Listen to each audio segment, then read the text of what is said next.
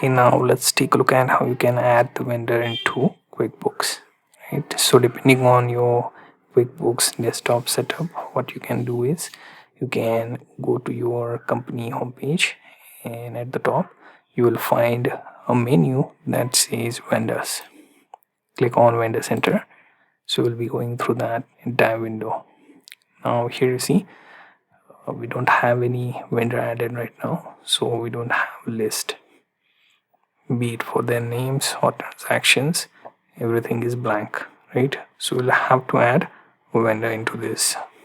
So click on this new vendor menu, choose new vendor.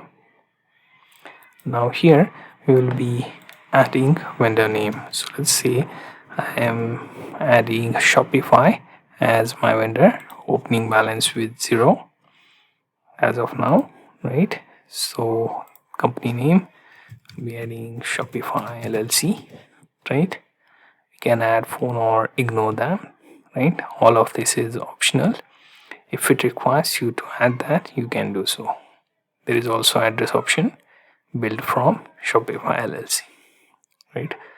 So we'll be checking that one. Next tab is of payment settings. Here you'll have account number, then payment terms, and print name on check as Shopify LLC. So if you are automating that, then you will be able to add the payment terms. Also billing rate level, you can set it here, right? Fix hourly rate or floating rate if you have set, right? So let's set the payment terms as net 30, right? So once we have this set up, you can also add account if you want. So let's say account 0023456. So everything is set up here, so we will just go with this. Then you have tax settings. So if you have their tax ID and if the vendor is eligible for 1099, you can add that here. Then there is account settings, so which account to pick. So here it will be professional fees or service provider fees, right? So we'll search for that, right? So it's basically a type of service offering, right?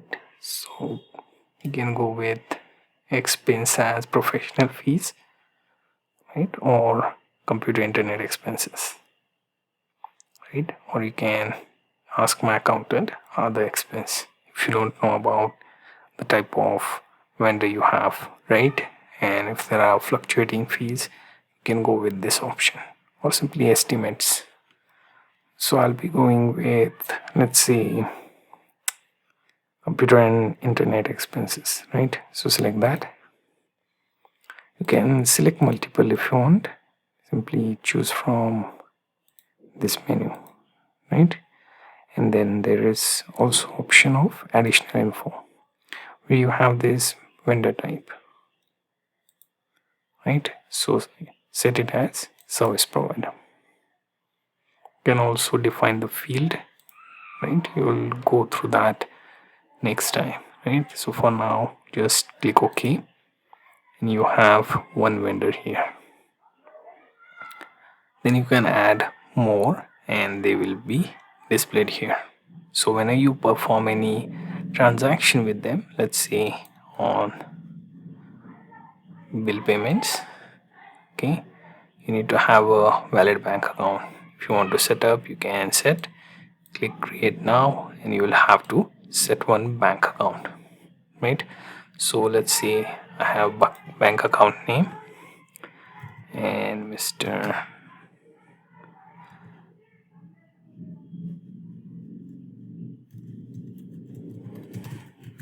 right? So basically it will be for my company. Account number is 10993456, right? I don't know about routing number, so I'll just save and close, right? Then pay bills, show bills, right? So account is this, right? And then we'll have to use option of credit card. If we haven't set it up, we can set it up here. So account name Mr. Nathan Smith. Then we have credit card 1099 2345 5678, right? So this is pretty much the number. Save and close, and we can now check all the options. Sort by, let's see, vendor. So currently we didn't add anything.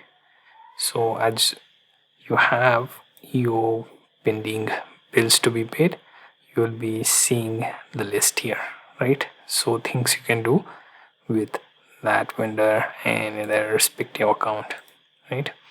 So this is pretty much the setup for your vendor center, where you get to add vendor, then you can add bank account and your credit card with assigned person's name, and then you can pay the pending bills, right, for that particular vendor. You can also set the payment terms like net 30, 60, 15. Depending on that, you can pay the bills automatically or write the checks.